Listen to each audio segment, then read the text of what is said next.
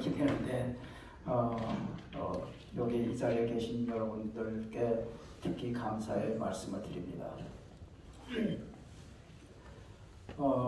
우리 사회에서 전두환 하면은 전두환이가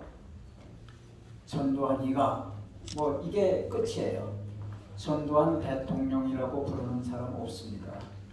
그러니까 전두환은 아주 뭐 동네 북이에요. 그 어린애들한테도 뭐 전두환 독재자 살인마 이렇게 원체 강력하게 그게 우리 사회에 인식이 돼 있어가지고 어떤 분들이 여러분들이 책을 저한테서 뭐 5권도 사시고 10권도 사시고 이렇게 해서 친구분들한테 내가 읽어보니까 이 책 정말 기가 막히더라 하고선 이제 얘기를 하니까 야, 너 손가락질 당하려고 그런 책 소개해? 이렇대요. 그래서 이 시간 이후 저부터 전두환 다음에는 반드시 대통령. 그래서 전두환이가 이게 아니라 전두환 대통령께서 이렇게 호칭부터 바꾸어야 그런 그 호칭이 아무것도 아닌 것 같지만은 그런 호칭이 사회적으로 울려 퍼지면은 나비 효과에 의해서 우리 사회에 전두환 대통령 보고 깍듯이 부를 것이 아닌가 이런 생각을 합니다. 여러분 전두환 대통령뿐만이 아니라 이승만 대통령도 이승만이가 뭐 박정희가 뭐 이래요. 그러면 그만큼 우리 사회에 이게 좌익의 사상이 물들어 있다는 뜻이에요. 네. 그래서 이 호칭 전두환 대통령 이 호칭부터 우리가 먼저 바꾸고 제가 저 앞에 슬로건을 썼는데 한강을 지나다니면서 요새 보면은 뭐 둥둥섬이라든지 한강을 이용해 가지고 고수부지가 그게 210만 평이에요. 210만 평. 그 210만 평의 그 푸른 고수부지를 누군가가 만들어 놨으니까 거기에 참 아름다운 그런 그 조형물이 들어서고 아름다운 시설이 들어서고 그 다음에 한강이 저렇게 맑고 크니까 참 바라보면은 굉장히 기분이 좋고 그래서 아파트를 해도 한강변에 지은 아파트 값이 높잖아요. 그래서 누군가 저걸 해놨을 텐데 저게 누구냐?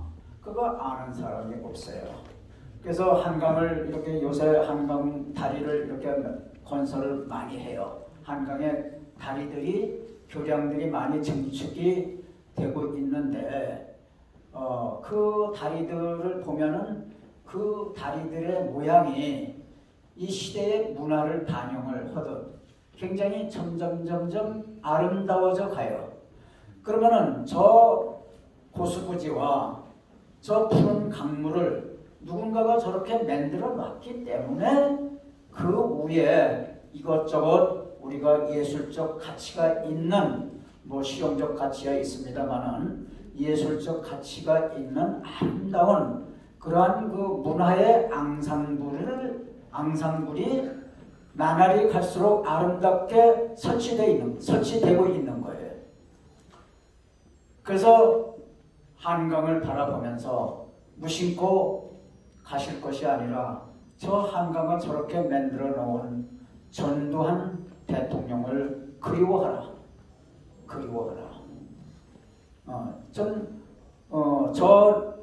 저 한강을 누가 어떤 식으로 어떤 과정을 통해서 만들어 놨는가에 대해서 저도 새카맣게 몰랐어요. 단지 1981년에 한강 개발 사업을 디자인한 그 건설 기술자하고 이제 제가 한동안 잘 지냈어요.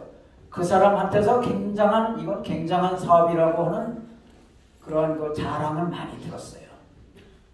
예, 그래서 저 사람 지가 설계해서 저 자랑하나 보다 그냥 그걸로 그쳤어요.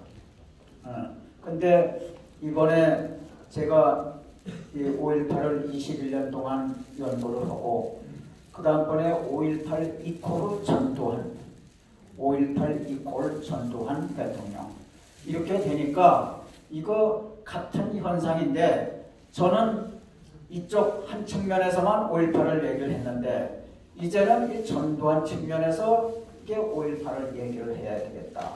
이런 생각이 들어가지고 전도한 명예를 회복시켜야 되겠다. 이런 생각을 한 거예요.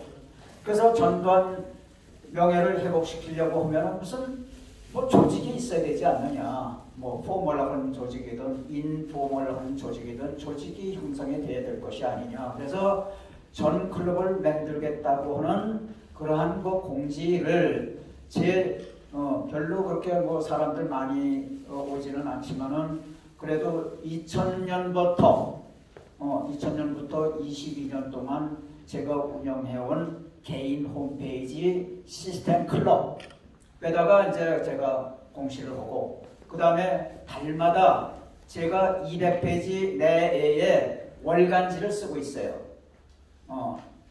월간 시국진단. 그러니까 이것을 받아보시는 분들께 이제 늘 그 통신을 이제 하는데 여러분 한 달에 매월 다달이 200페이지 전후에 내 그 분량으로 시국을 진단하는 책을 쓰는 사람이 대한민국에 없어요. 없습니다. 그래서 그거를 통해서 이렇게 했더니 여기에 가입하시겠다고 하는 분들이 엄청 많아요. 엄청 많아서 이걸 지난 그게 제가 5월달에 이걸 제안을 했어요. 5월달에 제안을 했는데 여기저기서 빨리 합시다 이런 그 말씀들이 이제 계셨는데 그 소도 언덕이 있어야 비린다고 뭐 손에 쥐인 게 있어야 시작을 할 거 아닙니까? 그래서 제가 불현듯 잠을 자다가 불현듯 생각이 책을 써야 되겠다. 전두환 리더십 책을 써야 되겠다.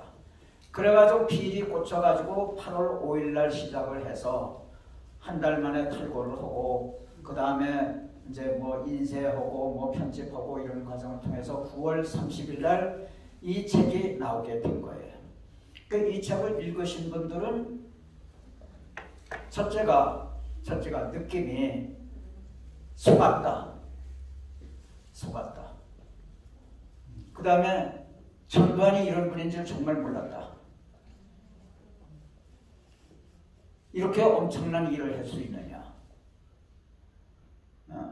그 다음에 몰라 뵙고 함부로 대해서 죄송스럽다. 눈물 난다. 슬프다. 이런 그 감탄사들이 나와요.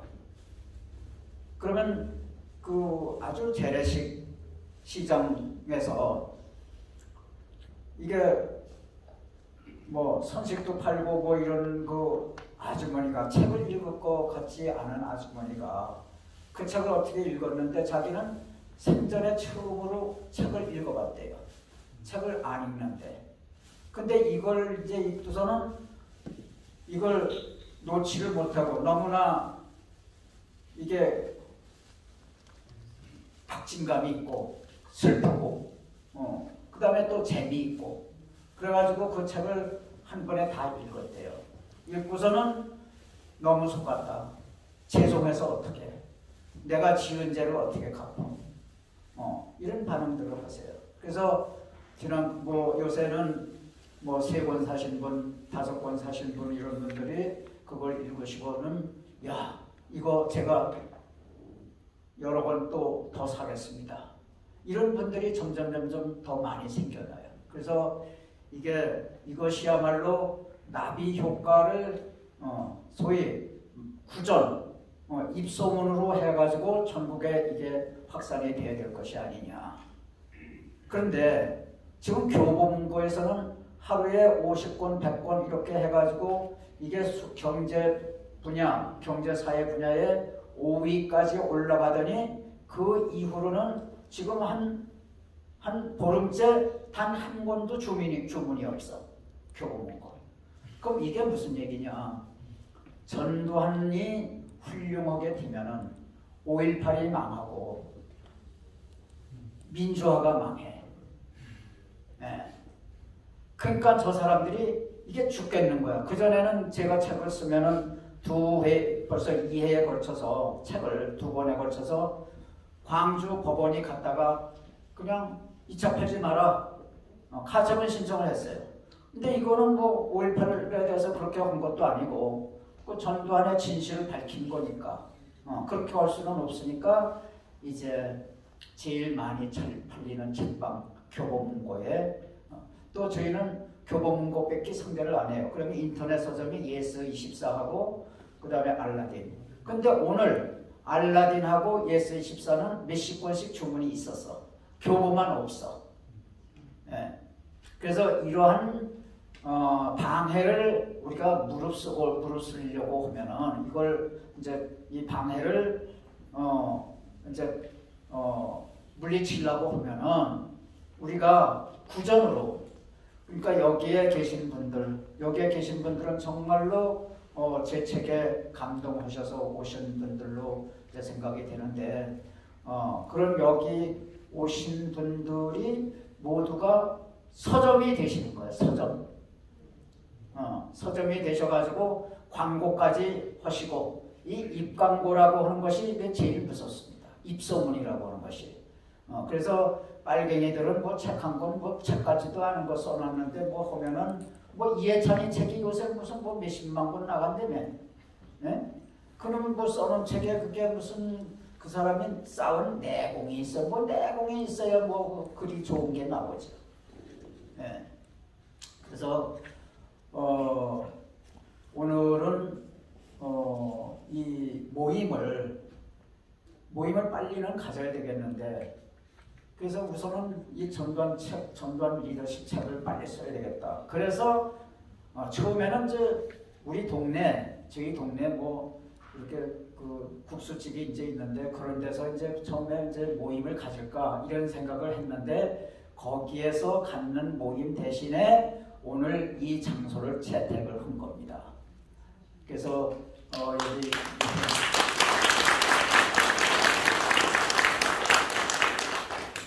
아까 목사님 추선으로 해가지고 여기 왔더니 이건 뭐 장소가 이게 너무너무 좋고 프레스 센터보다도 더 좋은 것 같아. 예, 그 아주 깨끗하고 오늘은 뭐 PPT를 제가 사용하지 않습니다만은 여기 PPT 시설도 아주 잘 되어 있다고 하고 이후로도 여기 신세를 질 일이 좀 종종 있었으면 합니다. 예.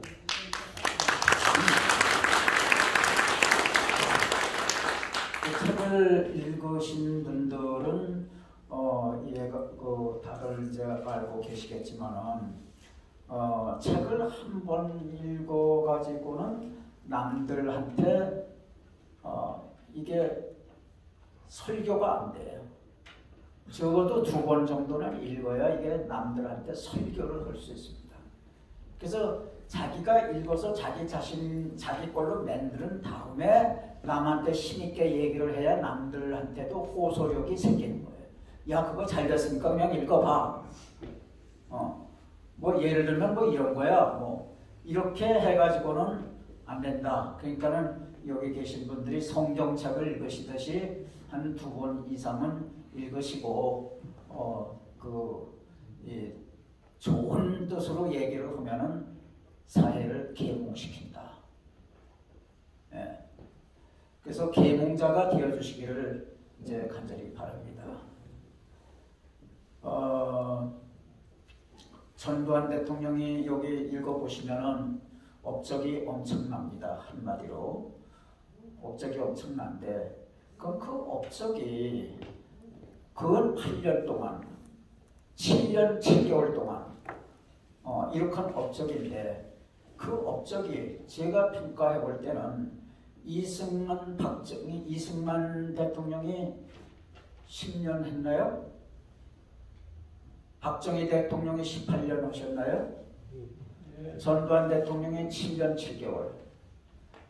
근데 어떻게 저울로 잴 수가 없을 정도로 똑같아요. 예. 박정희 대통령 뭐 엄청 포항제철 뭐 하고 뭐 엄청나죠.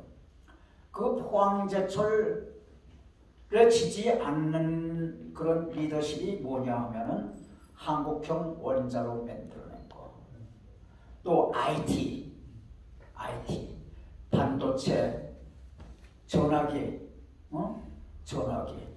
이 전화기 옛날에 1981년도만 하더라도 백색 전화, 청색 전화가 있었는데 청색 전화는 팔고 사지 못하는 거고 백색 전화는 상품처럼 팔아요. 근데 이 백색 전화 한 대 값이 저기 잠실의 30평 아파트 값이 200만 원이었는데 백색 전화 한 대가 250만 원이었던 시절이에요. 그때 그 교환이라고 하는 것은 이렇게 줄 꽂아주는 거예요. 상대방 거하고 이쪽하고 선 연결시키는 거예요.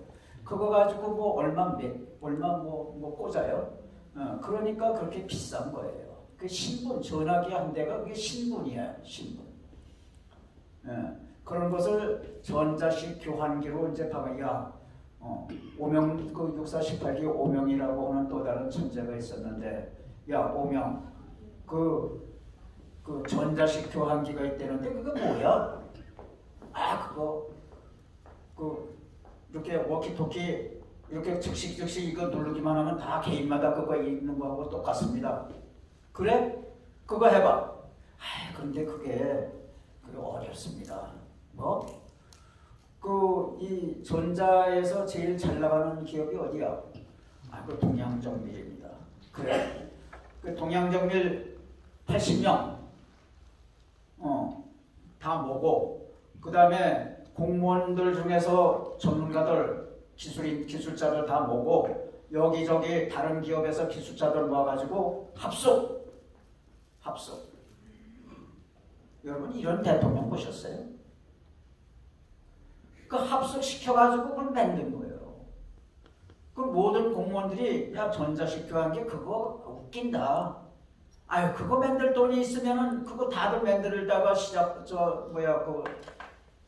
실패했는데 우리가 어떻게 만들어? 기술도 아무것도 없는데. 공무원들이 비웃었어요. 그거 투자할 돈이 있으면 한강에 다리 하나 더 만들지.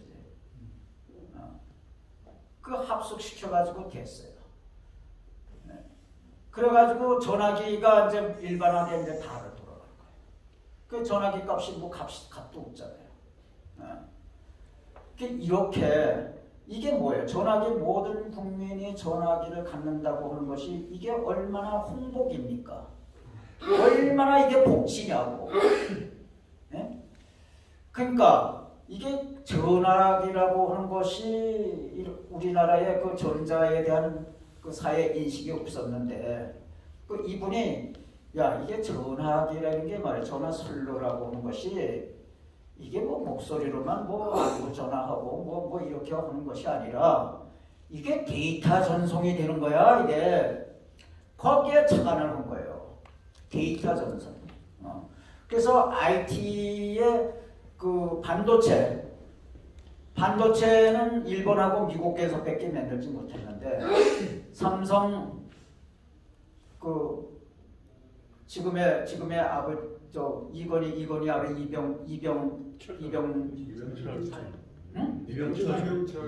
이병철 그 양반을 이제 불러가지고 반도체 어디서 훔쳐올 생각하지 말고 기술 있는 데 가서 돈을 정정당당히 지불하고 그 반도체를 수입을 해오시오.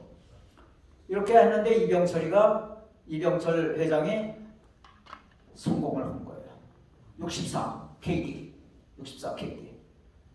동경 발언 뭐 이렇게 해가지고 거기서부터 이제 시작이 돼가지고 4D 메가디에이런 그거 할 때는 그거 성공해가지고 전 대통령이 얼마나 좋아했는지 몰라요. 4메가디에 해가지고 그래서 그거가 성공하는 날이 오면은 내 머리카락을 뜯어서라도 팔아서라도 내가 술을 사겠다. 그게 전두환 대통령이 자리를 내놓은 지 몇 개월 만에 그게 완성이 됐어요. 그러니까 많은 사람들이 예를 들어서 먼저 금융실명제도 이게 김영삼이가 한 줄로 알아요. 또 88 올림픽도 노태우가 한 줄로 알아요. 그럼 금융실명제는 누가 했느냐? 전두환 대통령이 했어요. 62년에 장영자 사건이 일어났잖아. 그 장영자 사건을 분석을 하니까 야 이거 금융실명제를 꼭 해야 안 되겠다. 그래서 금융실명제를 그 법안까지 다 해서 국회 통과까지 다 시켜놓고선 1년 후에 그 13조치라고 그래요. 1년 후에 83년 7월 1일부터 이게 금융실명제를 실시한다 이렇게 했더니 이거 1년 후에는 전부 내 돈 다 들여다보겠네. 이래가지고 돈들을 막 뺀 거예요. 돈들을 막 빼니까는 이게 큰일 나거든. 이게 기껏 이게 물가를 44.2%로 치솟는 고공행진하는 물가를 2.4%로 이게 낮춘. 이 낮춘 과정에 이 책에 이제 설명이 되어 있는데 그 과정을 보시면은 기발해요. 그래서 이게 금융실명제를 다 했는데 돈을 다 빼가니까 그 밑에 장관들이 와가지고선 막 읍소를 해요. 이거 큰일 났습니다. 경제 이 4.2%, 44.2%를 이거 2.4%를 낮춰놨는데 이거 물가가 또 올라가게 생겼습니다. 그래가지고 그거를 보류를 한 거예요. 보류를 했는데 거기 단서 조항에 보류하는 단서 조항에 어느 대통령이든 의명 몇 년 후에 그때 84년 무슨 이후에 대통령의 명령 하나로 금융제를 실시할 수 있다. 이렇게 딱 준비를 해놓은 거예요. 그거를 김영삼이가 그걸 자기가 그 돈 빼내가지 못하게 다 은행이 다 문 닫은 시각에 기습적으로 발표를 한 거예요. 그래서 그거 김영삼이가 한 것으로 알지만은 그거 전두환 대통령이 다 해놓은 거예요. 그 다음에 이 올림픽 88 올림픽 하는데 노태우가 가서 이러고 자기가 한 것처럼 해고 지금 많은 국민들이 노태우가 한 줄로 좀 생각을 해요. 그런데 이게 어떻게 됐느냐 하면은 이게 전두환 대통령이요. 이분이 얼른 생각하면 지구도 있고 뭐 강철 갖고 뭐 이렇게 해가지고선 좀 이렇게 왈가닥하고 뭐 대강대강 뭐 힘으로만 뭐 이렇게 하고 이런 줄로들 아시는데 그분이 육군사관학교를 1951년에 들어갔어요. 그 육군사관학교가 뭐냐? 이승만 대통령이 참 그분이 선전지명이 있어요. 원자력발전소도 원자력에 대해서도 그분이 손을 댔고 그 다음에 벤틀리트 장군 하면은 이 연합군 사령관, 지금으로 얘기하면 연합군 사령관, 유엔군 사령관이죠. 그 벤틀리트 대장, 대장이 육사의 어머니예요. 육사를 만든 분이에요.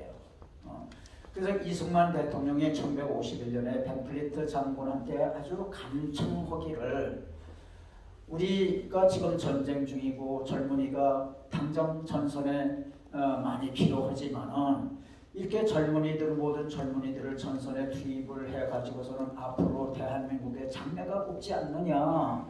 그러니까는 대한민국 군인을 이거를 선진국 군대로 만들려고 하면은 이게 선진 교육을 받은 이게 간성들이 필요하다. 그러니 미국의 육군사관학교를 웨스트 포인트라고 그래요. 웨스트 포인트를 아주 100% 빼닮은 그런 학교를 하나 지어달라. 그래서 그거를 서울에 지을 수는 없고 왜냐하면 그때 전쟁 때니까 진해에다가 그걸 세운 거예요. 그러니까는 건물도 가건물이고 화장실도 바깥에 있는 냄새나는 건물이에요. 냄새나는 화장실. 이 양반이 이 생도 1학년 때부터 자기는 수학도 딸리고 근데 다른 건 이분이 외우는 거하고 외우는 거 또 기억력하고 이거는 아주 수제래. 근데 수학이 이제 머리가 안 돌아간 거예요. 그래서 그 수학이 부족하니까는 그 수학을 메꾸기 위해서 육군사관학교에서 일반 경사들도 그렇지만은 밤 10시가 되면은 이제 불을 끄고 다 자야 돼. 침대 속으로 다 의무적으로 들어가야 돼. 그리고 제가 육사 다닐 때는 밤 10시에 딱 끄면은 솔베이지 송이 나와. 아주 은은하게 솔베이지 송 얼마나 눈물 나요. 그러니까는 그거 꼭 하루 종일 선배들 때 훈련 받느라고 그 선착순으로 뭐 뛰고 뭐 하루 종일 하니까는 고단하게 이루 말할 수 없는데 그 침대에서 그 소리를 들으면 솔베이지 송을 들으면 눈물들이 나요. 그래서 이제 전부 이제 잠에 들어. 그런데 전두환 대통령은 슬며시 일어나가지고 후라시 들고 책 들고 그 다음에 신문지 들고 판초기 들고 그리고 재래식 화장소에 가서 그 구멍을 덮어 그 판초 위로 또 덮어 그러고선 플라시로 책을 읽는 거예요. 그래서 수학 공부를 하느라고 시작한 독서가 일반 교양서적. 그러니까 저는 육군사관학교 때 영전, 위인전 이걸 많이 읽었어요. 그러니까 토요일, 일요일 되면은 휴가도 외출 예방 나가지 않고 퍼레이드가 끝나자마자 도서관으로 가서 한 2~3시간에 걸쳐서 책을 이만큼 골라와요. 그럼 책을 골라오면은 참 큰 부자가 된 것 같아요. 그 토요일, 일요일 그걸 읽고 그건 너무 또 재밌으니까 위인전, 영웅전 읽으니까 얼마나 재밌어요. 그 위인전, 영웅전을 읽으면은요 이 가슴이 커집니다. 가슴이 커져요. 자기가 위인이 된 것 같아요. 그러니까 그런 거 위인전을 많이 읽으면 사람이 스케일이 커집니다. 제가 스케일이 크다는 게 아니라 전두환 대통령이 그랬어요. 예. 그렇게 했는데 전두환 대통령이 일공수 여단장 별 하나로 있을 때 육사 19기 정동수 선배가 있었어요. 그 사람이 키도 크고 눈도 부리부리하고 뭐 해가지고 아주 잘생겼어요. 그래서 아유 저 양반은 저 육사가 나온 좀 마론 브란더다. 마론 브란더다 이렇게 잘생겼어요. 그분이 군인 아파트에 제 이웃에 살았는데 가끔 이렇게 마주치면은 야 만원아 야 그 전두환 선배가 말이야 아유 착벌레야 착벌레 아유 그 양반 책 사러 다니라고 내가 죽겠어. 그 무슨 책을 그렇게 읽으시는데요. 그러니까 그 도쿠가와 이에야스 그 전에 이렇게 12권인가 10권인가 이런 거 저도 못 읽었는데 그거 읽고 지휘관 참모라고 하는 것도 큰 유명했었어요. 그 일본 최고 수재가 썼대는 그것도 읽고 그 불모지대도 읽고 그때 이 소련의 베리아라고 하는 그 KGB 아주 나쁜 놈이 있었어요. 그놈 일대기도 그때 또 유행이었었고 그런 거 다 그렇게 독서를 해요.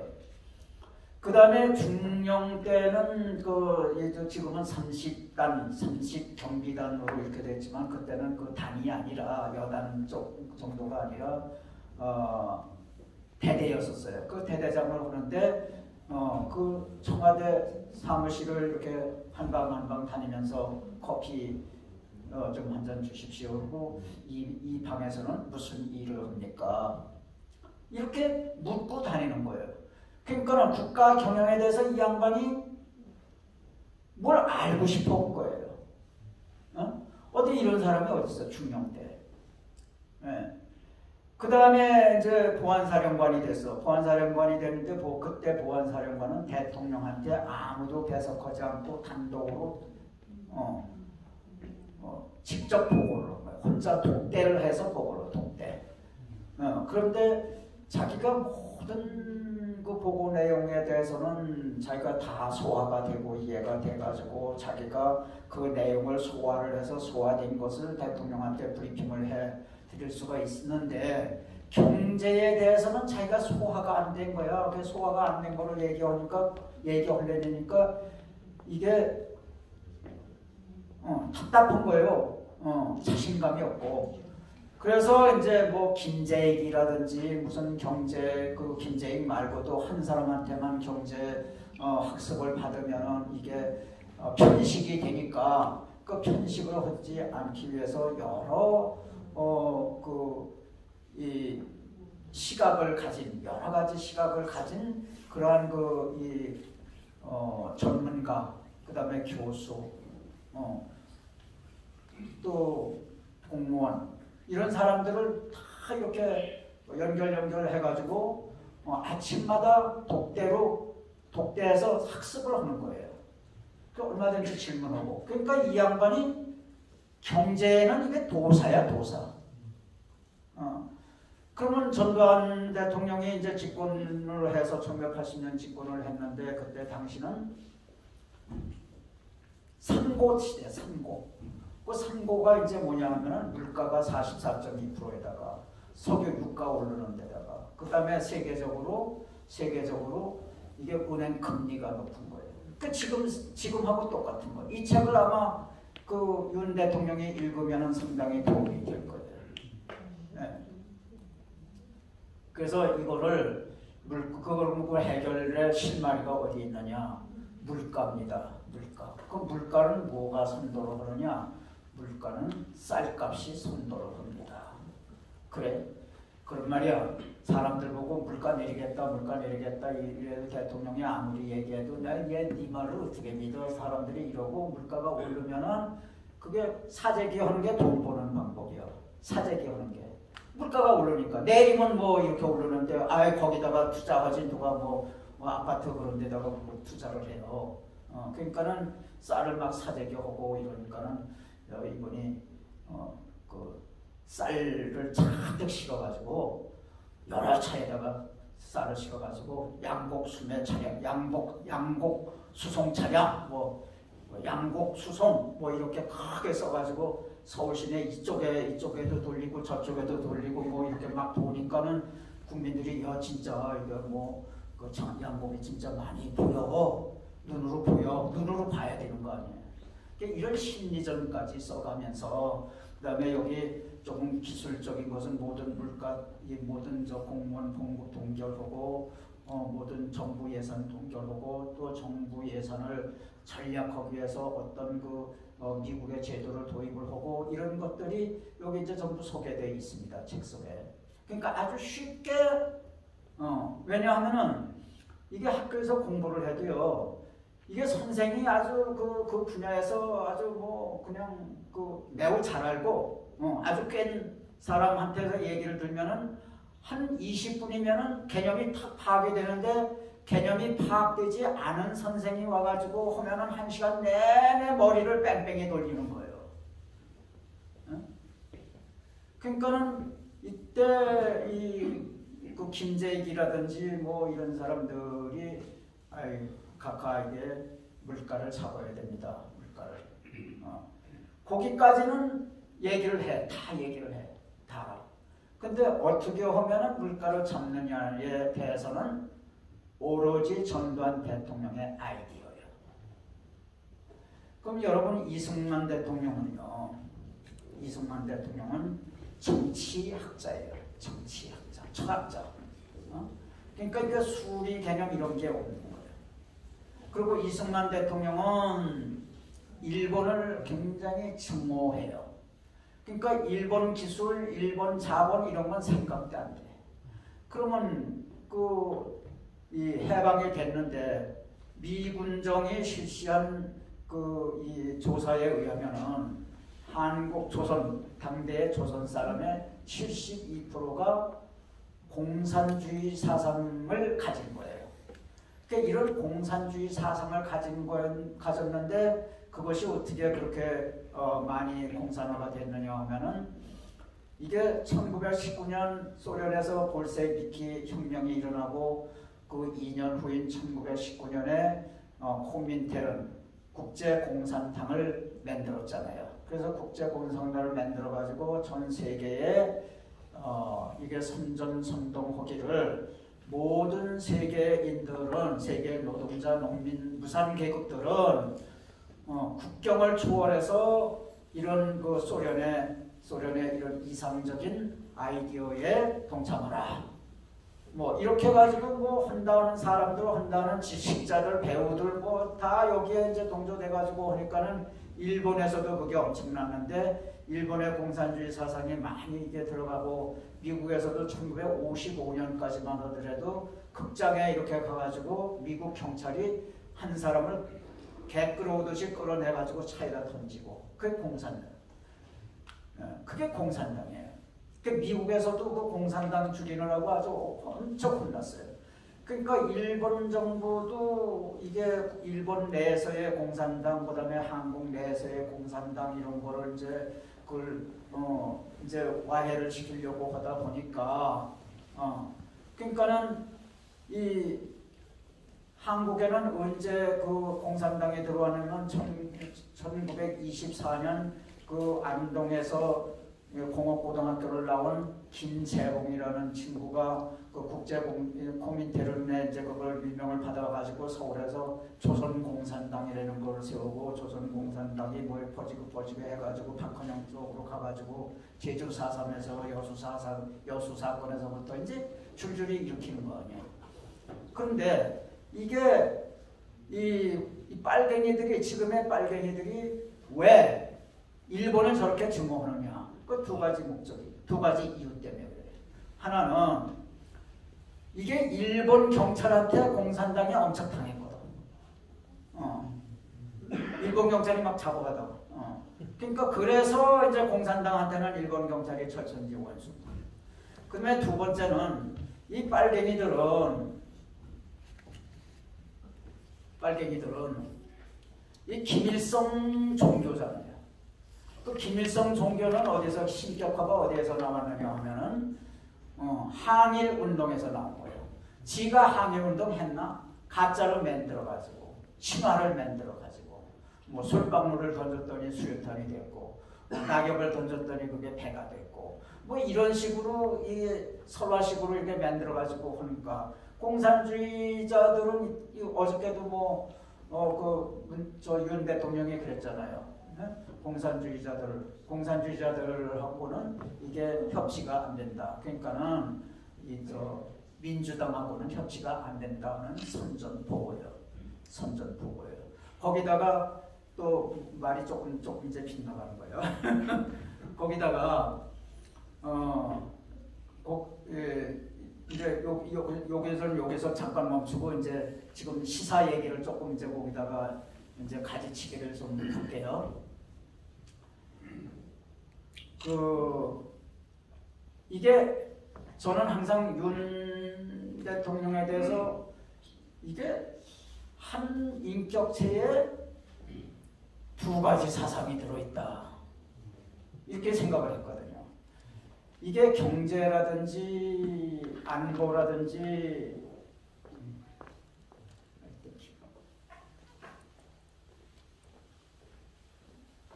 이런 것을 보면은 확실하게 우익이야.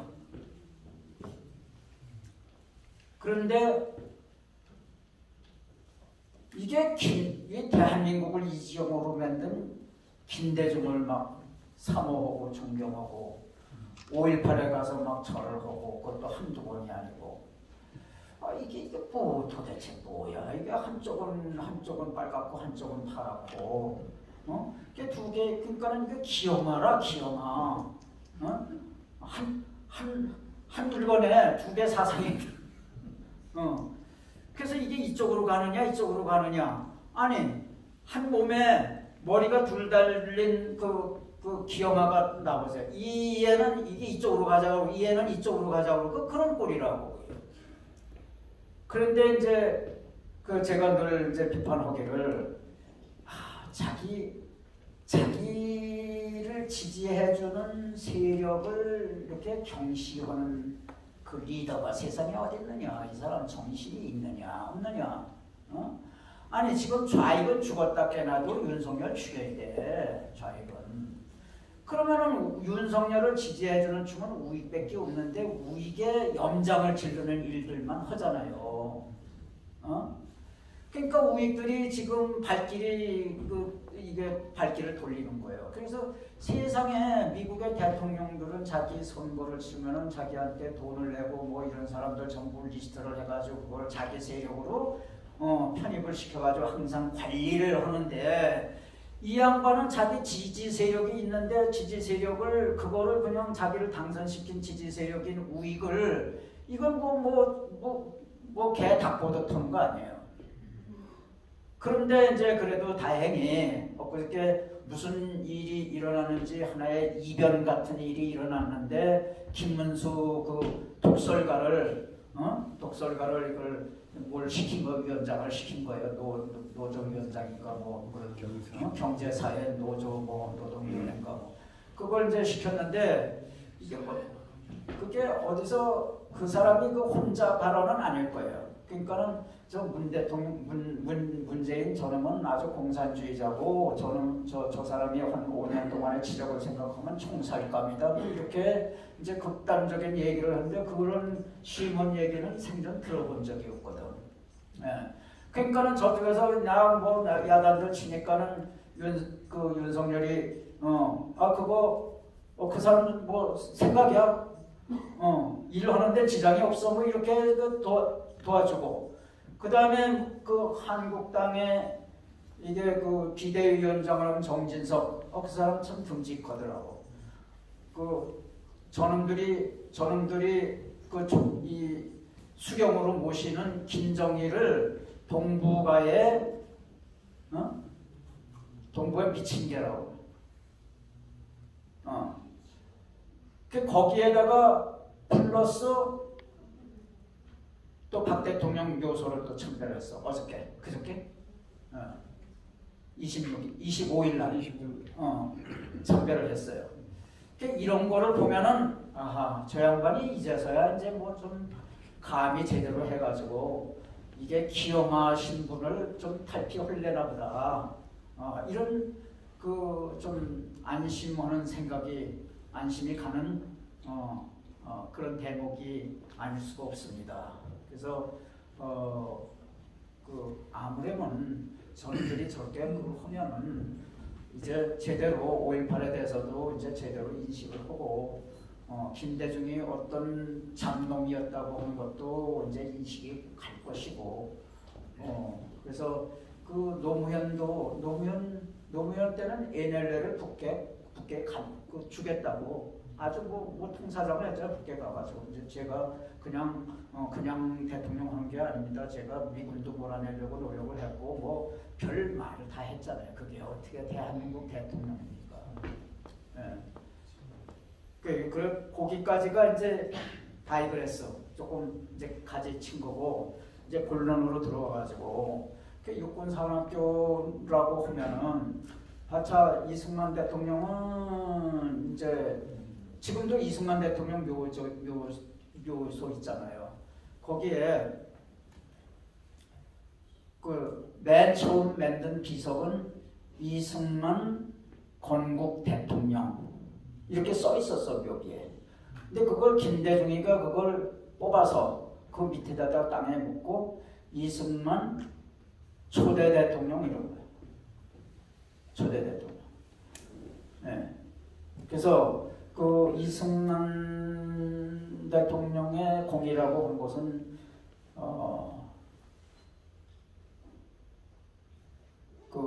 이 72%가 빨갱이 사상을 가지고 있는 조선 사람들을 가지고 거기에다가 이제 서양의 그 입법, 사법, 행정 그런 그 민주주의 체제를 이제 만들어 가지고 설립을 해가지고 껍데기를 만들었는데 그 안을 채운 인재가 어디 있습니까? 뭐 배운 사람이 있어야죠. 아예 농촌에서 지게 지던 사람한테 와서 경찰하라고 그러고 뭐 사무보라고 그러고 그러면 뭐 하겠습니까? 그래도 그때 당시에 배운 사람은 일본한테 배운 것밖에 더 있습니까?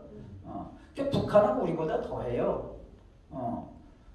김일성은 우리보다 더해요. 우리는 그래도 그 일본에서 뭐 했다는 사람들은 그 사람들 딱 키우고 했는데 저쪽에서는 일본에 막 부역하던 사람들 막 시키고 그랬어요. 김일성은.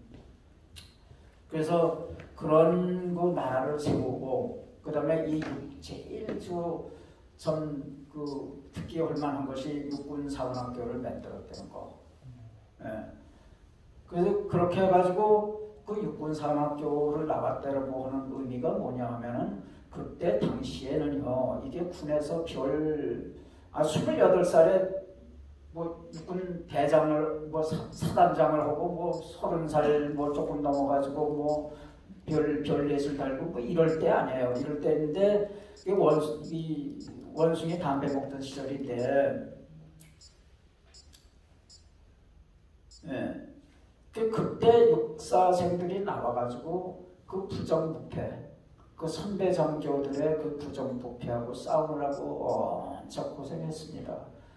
그래서 저 시골에 있었습니다만은 시골에서 군대 갔다 온 형님들 이렇게 얘기해보는 거 보면은 야 육사생들 이거야. 야 원리 원칙이고 그 육사생이 뭐 최고로 선망의 대상이더라고요. 그래서 제가 그 얘기 듣고 육사 간 거예요. 예. 근데 그 육군사관학교를 나왔다고 하는 거는 당시에는 미국 문물을 박정희 대통령 때에도 그랬어요. 이 미국의 문물을 서양의 문물을 그 행정제도라든지 브리핑제도라든지 뭐 이런 모든 것을 이렇게 배워서 행정부서에도 전파하고 일반 사회에도 전파하고 하는 게 그러한 그 향도 노릇을 이 군 출신들이 했어요. 그때 군이 굉장히 가장 그 앞장선 그 지식인 사회에 있었어요. 지금은 뭐 군대 오면 군발이 뭐 이렇게 하는데 그 군발이 어떤 게 언제 여기서부터 그렇게 나왔느냐 하면은 5.18 때문에 그런 거예요. 예? 세상에 자기들을 위해서 목숨 바쳐서 전방을 지키고 있는 사람들을 향해서 군발이 하고 그러니까 전방에 그때 1988년 막 뭐 50 청사 나온다 무슨 광주 청문회 한다 뭐 이렇게 할 때 우리 군인들이요 외출을 못 나왔어요. 머리가 짧으니까 아무리 뭐 사복을 갈아입어도 저 군발이야 뭐 이러고 그러니까 이렇게 미국에 가니까는 제가 대위 때인데 제 친구가 미국 해병대 소령인데 미국 해병대 소령만 하더라도 엄청 잘 살아요. 그 요트를 타고선 요트가 아니라 이제 조그만 배 있잖아요. 배 낚시배. 그걸 타고선 막 나가는데 물보라가 막 치고 오는데 야 세상에 이렇게 상쾌한 기분이 이렇게 상쾌할 수도 있는가. 그런데 이제 뭐 그렇게 하는데 이제 그거를 이 조그만 배를 이제 끌고 차 뒤에다가 이제 싣고 가는데 주유를 하는데 그 주유하는 그 흑인이 yes sir 이래요. 그러면서 아주 써서 하면서 아주 뭐 그렇게 그 종처럼 그렇게 시중을 두는 거예요.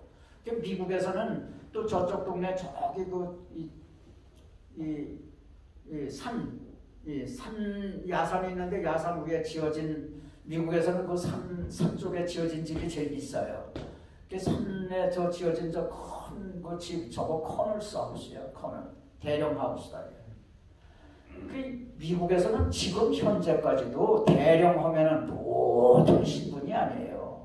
한국에도 물론 뭐 중령하고 대령하고 그 사이에는 이제 신분의 격차가 존재한다고 할 정도로 대령이 높은 집이긴 한데 한국에서 뭐 대령이라고 해가지고 누가 뭐 눈이나 깜짝해요. 뭐 밟히는 게 대령이고. 그러니까 이런 거가 전부 5.18로 인해서 발생된 이게 사이드 이펙트라고요. 부산물인 거예요. 이거 시정해야 돼요. 그래서 전두환 대통령이 미 육군사관학교 생도들이 배우는 것과 똑같은 교과서를 가지고 공부를 했다고 하는 사실이 의미하는 것이 무엇이냐. 완전히 서구화예요. 여러분 뭐 하나해 하는데 하나해가 무슨 뭐 저들끼리 뭐 해가지고 저들끼리 뭐 좋은 자리 인격하고 뭐 이렇게 전부 뭐 악선전이 됐지만은 전두환 대통령이 하나해를 만들 때는 그 서로 얘기가 통하는 사람들끼리 이렇게 모여서 야 우리가 국가를 이런 난국에 이 전쟁 시기 아니에요. 난국에 국가를 이렇게 위하고 하려고 그러면 우리가 어떤 식으로 우리가 해야 되겠느냐, 마음가짐을 어떻게 가야져야 될 거냐, 뭐 여러 가지 주제를 가지고 마음 맞는 사람들끼리 서로 토론을 한 거예요. 이게 이제 뭐냐 하면은 일본의 이 토이 문화가 상당히 세계에서 최고로 발달했어요.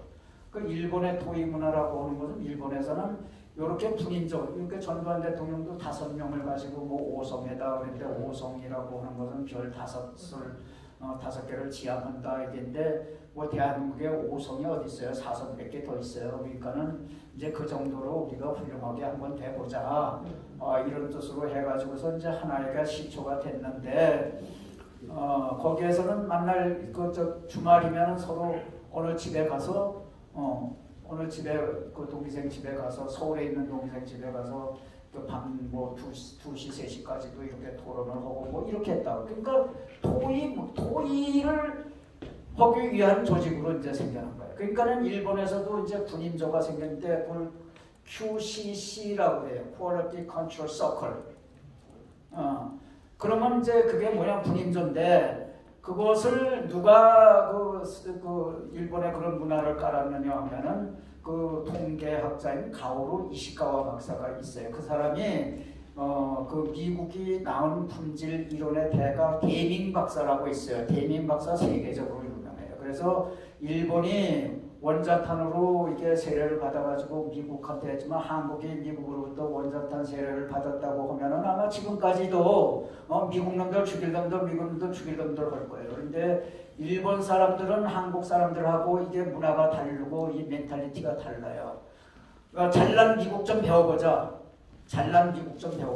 무릎 딱 꿇고 줄줄이 깃발 달고 미국에 이제 공장에 이제 다닌 거예요. 공장을 여기저기 이제 다니고 그러니까 야 저 호남작한 잭들 JAP 재패니즈 그 잭들 뭐 때문에 왔어? 그러니까 공장 구경 한 번만 좀 시켜달라고 저럽니다. 그래? 아유 저 일본 저것들은 말이야 100년이 가도 1000년이 가도 미국 그거 못 따라와. 아유 보여줘 귀찮아. 이렇게 해서 이게 이제 시작한 이제 산업화인데 일본이 거기에 데밍 박사 미국이 나온 품질 이론의 대가인 데밍 박사를 모셔다가 이제 이 품질 이론을 배운 거예요. 소위 통계에 의한 품질. 그러니까는 이게 일본 사람들은 어디 가든지 이게 통계 글을 써요. 항상 기록을 해요. 일본 사람들. 그래서 그런 사람들을 모셔다가 이제 했는데 일본이 제정한 산업계의 상이 뭐냐 하면은 데밍상이에요. 아니 미국한테 원자탄 세례 받아놓고선 미국계 인물인 데밍의 이름을 따서 상을 만들어. 이게 데밍상이야. 데밍상이 지금 세계적인 산업계의 노벨상이라. 그 상을 영국의 기업이 받으면 아주 데밍상 받았다고 아주 난리예요. 그런데 거기에서 이런 품질에 의한 수리에 의한 품질 이런 거를 이제 좀 배웠는데 거기에다가 이제 어떻게 하면은 오늘보다 좀 나은 개선이라고 하는 거 임프루브먼트. 그러니까 돈을 벌려고 하지 마라. 기업을 개선시켜라. 개선이 되면 돈은 자동적으로 들어온다. 돈 벌려고 억지로 하다가 나쁜 짓 막 한다. 그래서 이게 그런 기술적인 과학적인 기술적인 거에 오늘보다 좀 향상되게 하려고 그러면 우리가 어떤 식으로 이게 기업을 운영해야 되느냐 해가지고선 도요타를 중심으로 해가지고 가오루 이시카와 박사라고 있어요. 데밍 박사의 제자인데 그 사람이 토의하는 방법을 이제 훈련을 시킨 거예요. 그 토의. 그게 바로 전두환 대통령이 시작한 하나의 해야. 예? 이런 걸 가지고 미국에서 가서 배워가지고 토론, 미국 사람들은 저렇게 토론을 하고 저렇게 토의를 하는구나 하는 걸 배워가지고 와서 그걸 실시하는 건데, 그리고 대통령 대해서도 자기 혼자 안 하고 반드시 토론을 시켜가지고 거기서 그 토론을 하면 아이디어가 처음에 있던 아이디어보다 이만큼 올라와요. 아이디어가 질익이. 그렇게 대통령을 한 사람이에요. 이렇게 대통령을 한 사람이고 이렇게 업적이 많은 사람인데, 이런 식으로 이게 대통령 끝나자마자 뭐 이게 광주 투기니 뭐 오공 투기니 뭐 이렇게 해가지고 이거 죽인 것은 바로 5.18이 민주주의가 돼야지만 빨갱이들이 먹고 살아. 자자손손. 전두환을 죽여야, 묵사발을 만들어야 자기네들이 5.18이 민주화 운동이 되는 거예요. 그러니까 이승만 대통령, 박정희 대통령, 메가더, 미국 다 미워하잖아. 왜? 적화될 수 있는 찬스를 그분들이 막았으니까. 그런데 전두환은 그렇게 그분들이 한 것처럼 똑같이 하고도 거기다 플러스 전두환의 피를 빨아 먹어야지만 자기들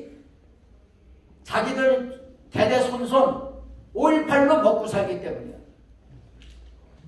그래서 전두환이가 부상하면은 5.18은 죽어요.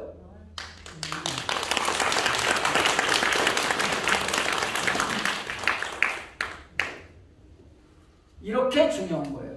그래서 오늘 이 책이 너무너무 중요합니다. 그래서 여러분들 아직 이 전두환 클럽 멤버가 되시기로 기록을 안 하신 분들은 저밖에 그 양식이 있으니까 거기다가 성명, 전화번호까지만 맞으면 돼요.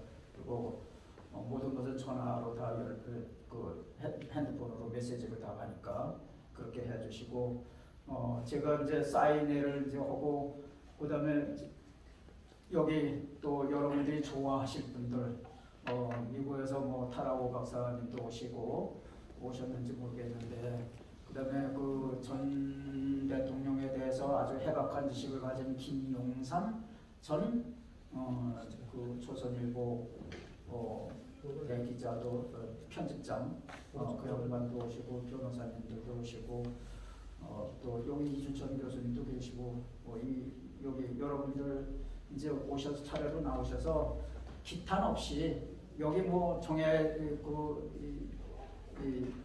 누구든지 좋은 아이디어 또 격려하는 말씀 이런 거를 이제 해주실 분은 단순히 올라오셔서 말씀을 하시고, 저는 또 저기서 뭐 사인을 하다가 사인을 이제 하다가 또 틈틈이 또 나와서 제가 아까 이런 얘기를 좀 더 해드릴 거 이렇게 해서 잊어버린 내용이 있으면 다시 와서 여러분들 뵙고 그렇게 말했습니다. 그래서 오늘 모임은 아주 이지한 모임이야. 아주 편안한 그 모임이라서 뭐 식순도 별로 없고 형식도 없고, 그러니까 자유스러운 분위기 내에서 세상에 이 대한민국 역사상 전두환 시대만큼 자유의 공간이 넓은 적이 없어요. 네. 이 박정희 대통령 때만 하더라도 명동에 와서 스커트 이게 길이를 재고 두발 이거 하고 뭐 했었는데, 야간 통행 금지 있고, 이게 야간 통행 금지를 그때 없앴다고 하는 것은요, 이거는 보통 백잔 맞으면 이건 안 되는 거예요. 거기다가 연좌제까지 폐지했지. 그러니까 대한민국에서 이 정도의 자유공간, 이 정도 넓었던 자유공간이 없어요. 네. 그래서 다시 또 뵙겠습니다. 감사합니다.